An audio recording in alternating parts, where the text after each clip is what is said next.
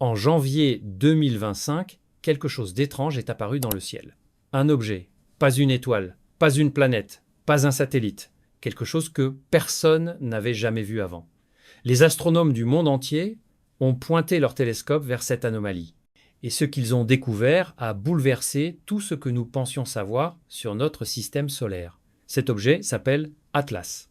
Et il ne devrait pas exister, selon nos modèles, selon nos théories, selon tout ce que nous comprenons de la mécanique céleste. Atlas est impossible. Et pourtant il est là, visible, réel, inexplicable. Je suis Archer.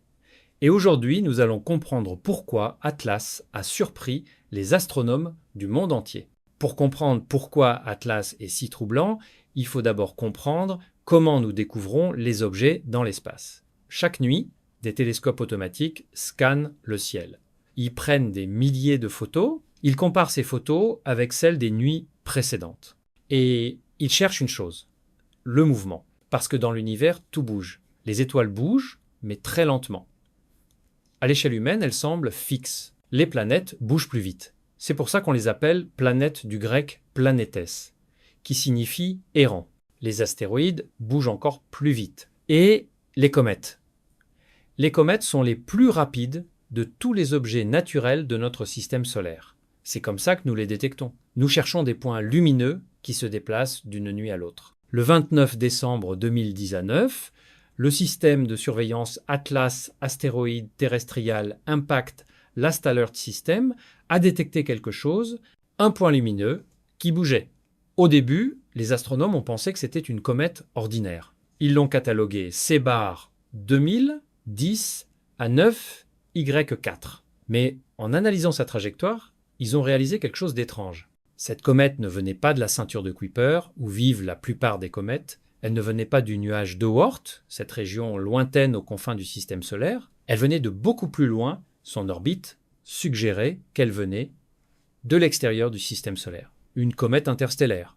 Seulement la deuxième, jamais observée dans l'histoire de l'humanité, mais ce n'était que le début de l'énigme. Parce que, en observant Atlas de plus près, tout est devenu encore plus étrange. Alors voici ce qui a vraiment troublé les astronomes. Atlas ne se comportait pas comme une comète, elle était trop brillante, trop rapide, trop vivante. Et puis, en avril 2020, quelque chose d'incroyable s'est produit. Atlas a explosé, pas comme une supernova, pas comme un impact. Elle s'est simplement fragmentée en plusieurs morceaux, sans raison apparente, et ces fragments ont continué leur trajectoire indépendamment. Les astronomes étaient stupéfaits, parce que cela ne correspond à aucun modèle connu.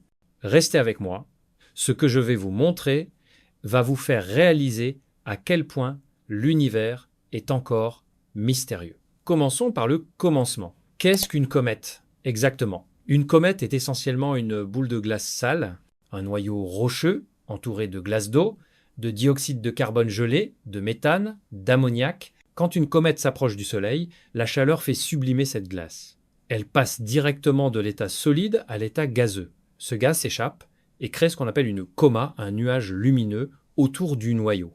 Et sous la pression du vent solaire, ce gaz est poussé vers l'arrière, créant la queue caractéristique des comètes. C'est un processus bien compris. Nous avons observé des milliers de comètes, nous savons comment elles se comportent. Mais Atlas était différente. Première anomalie, sa luminosité. Quand Atlas a été découverte, elle était déjà extraordinairement brillante. Beaucoup trop brillante pour un objet de cette taille, à cette distance. Les calculs suggéraient que si elle continuait à briller à ce rythme, elle pourrait devenir visible à l'œil nu, plus brillante que Vénus. Une des comètes les plus spectaculaires jamais observées. Les astronomes étaient excités, mais ensuite, quelque chose d'étrange s'est produit. La luminosité d'Atlas a commencé à fluctuer. De façon imprévisible, certains jours, elle était très brillante. D'autres jours, elle s'assombrissait brutalement. Ce n'est pas normal. Les comètes ordinaires suivent un pattern prévisible. Plus elles s'approchent du Soleil, plus elles brillent, de façon régulière. Mais Atlas ne suivait aucun pattern. Deuxième anomalie, sa composition. En analysant le spectre lumineux d'Atlas, les couleurs de la lumière qu'elle émettait, les astronomes ont découvert quelque chose d'inattendu. Elle contenait des molécules qu'on ne trouve généralement pas dans les comètes de notre système solaire. Des molécules organiques complexes, des composés qui suggéraient qu'elles s'étaient formées dans des conditions différentes, dans un autre système stellaire, peut être sous une autre étoile, avec une chimie différente. Troisième anomalie, sa trajectoire. La plupart des comètes ont des orbites elliptiques. Elles tournent autour du Soleil, puis repartent vers les confins du système solaire, mais Atlas, son orbite était presque parabolique. Cela signifie qu'elle venait de très loin. Qu'elle était peu, être en visite pour la première fois, et qu'après avoir contourné le Soleil, elle ne reviendrait probablement jamais. C'était une visiteuse unique, un messager cosmique d'un autre monde, mais le plus étrange restait à venir. Avril 2020, ATLAS approche du Soleil. Les astronomes sont collés à leur télescope. Ils attendent le moment où elle sera la plus brillante. Le moment du périhélie, le point le plus proche du Soleil. C'est là que les comètes deviennent spectaculaires. C'est là que leur queue s'étend sur des millions de kilomètres. Mais Atlas n'a jamais atteint ce moment. Parce que avant d'arriver au périhélie, elle s'est fragmentée. Au début, les astronomes ont vu le noyau se diviser en 2, puis en 4, puis en dizaines de fragments. Certains gros, d'autres minuscules, tous continuant leur chemin vers le Soleil. Mais de façon indépendante. Maintenant, il faut savoir que les comètes se fragmentent parfois. C'est rare, mais ça arrive. Généralement, cela se produit quand une comète passe trop près du Soleil. La chaleur intense fait craquer le noyau.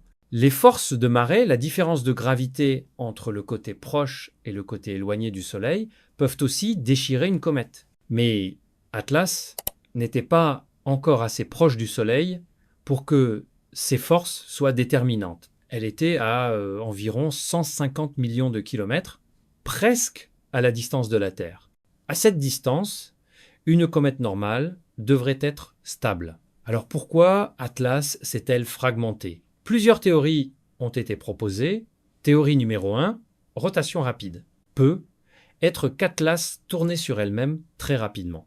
Si une comète tourne trop vite, la force centrifuge peut la déchirer.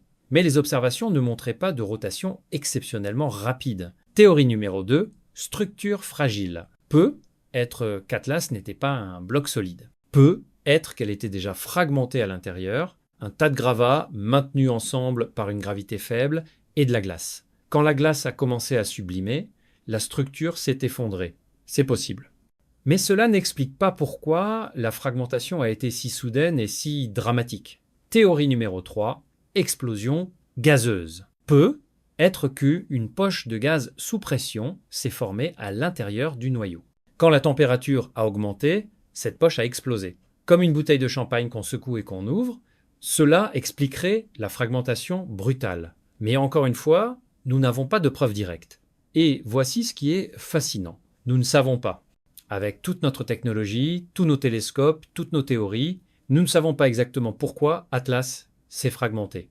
Si vous êtes fasciné par les mystères de l'univers, si vous voulez comprendre ce que la science ne peut pas encore expliquer, abonnez-vous à Archer, parce qu'ici, nous explorons les limites de notre connaissance. Continuons. Mais au-delà du mystère de sa fragmentation, Atlas nous enseigne quelque chose de profond. Elle nous rappelle que l'univers est encore plein de surprises, que nous ne comprenons pas tout, que même dans notre propre système solaire, il y a des phénomènes qui défient nos modèles. Atlas nous enseigne 3 choses importantes. Première leçon, les objets interstellaires existent. Avant 2010 à 7, nous n'avions jamais détecté d'objets venant clairement de l'extérieur de notre système solaire. Puis Oumuamua est apparu, un objet étrange, allongé, qui a traversé notre système solaire à grande vitesse. Puis est reparti vers l'espace interstellaire. Nous ne l'avons observé que pendant quelques semaines. Nous ne savons toujours pas exactement ce que c'était. Puis, 2 ans plus tard, Borisov est arrivé. Une comète interstellaire clairement identifiable, puis Atlas. En quelques années, nous sommes passés de 0 objet interstellaire connu à plusieurs. Cela signifie que l'espace entre les étoiles n'est pas vide. Il est rempli d'objets errants. Des comètes éjectées de leur système d'origine, des planètes vagabondes flottant dans le noir, des fragments de monde détruits. Et parfois, ces objets traversent notre système solaire. Nous sommes connectés à l'univers d'une façon que nous ne soupçonnions pas. Deuxième leçon. Notre système solaire n'est pas isolé. Pendant longtemps, nous avons pensé que notre système solaire était une bulle relativement isolée, que les influences extérieures étaient minimes, mais Atlas nous montre que ce n'est pas vrai. Des objets venant d'autres étoiles nous visitent régulièrement. Ils apportent avec eux de la matière formée dans d'autres conditions, sous d'autres soleils, avec d'autres histoires. Cela signifie que notre système solaire est en échange constant avec le reste de la galaxie. Nous recevons de la matière, nous en éjectons aussi, probablement, nous faisons partie d'un écosystème galactique. Troisième leçon, il y a encore beaucoup à découvrir. Atlas nous rappelle notre ignorance. Nous pensions comprendre les comètes. Nous en avions observé des milliers. Nous avions des modèles, des équations, des prédictions. Et puis, Atlas est arrivée. Et elle a fait des choses que nos modèles ne prédisaient pas. Cela ne signifie pas que notre science est fausse. Cela signifie qu'elle est incomplète. Qu'il y a encore des phénomènes que nous ne comprenons pas, des processus que nous n'avons pas encore découverts, et c'est magnifique. Parce que cela signifie qu'il reste encore des mystères à résoudre. Des découvertes à faire, des surprises qui nous attendent. L'histoire d'Atlas nous enseigne aussi quelque chose sur notre capacité à observer l'univers. Il y a seulement 30 ans, nous n'aurions probablement jamais détecté Atlas. Nos télescopes n'étaient pas assez puissants.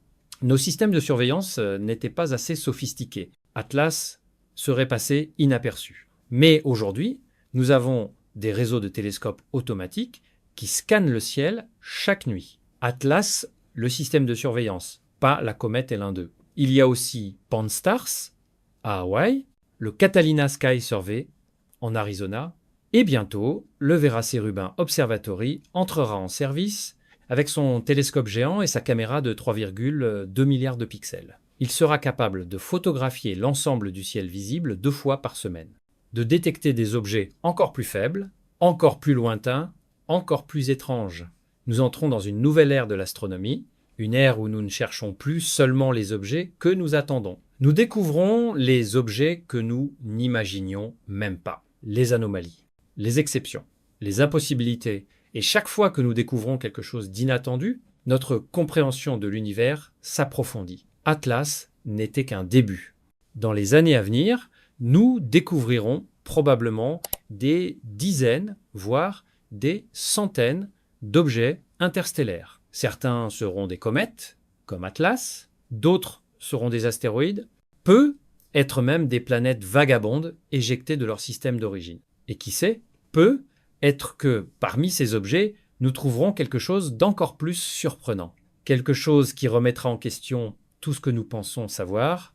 Alors, que retenons-nous de l'histoire d'Atlas ? Que l'univers est plus étrange que nous ne l'imaginons, que notre système solaire n'est pas isolé mais connecté à la galaxie, que des messagers cosmiques nous visitent régulièrement, et que nous ne comprenons pas encore tout.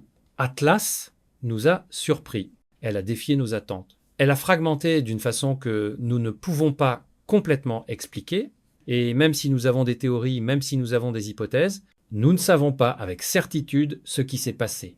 Et c'est bien, parce que la science n'est pas une collection de certitudes. C'est une exploration de l'inconnu, c'est l'art de poser de meilleures questions. Atlas a soulevé de nouvelles questions sur la composition des comètes interstellaires, sur les processus de fragmentation, sur la fréquence des visites interstellaires, sur ce qui flotte dans l'espace entre les étoiles. Et ces questions vont guider la recherche astronomique pour les années à venir. Peut-être que dans 10 ans, nous comprendrons Atlas. Peut-être que nous découvrirons une dizaine d'autres objets similaires. Et peut-être que nous réaliserons que ce que nous pensions être exceptionnel est en fait normal.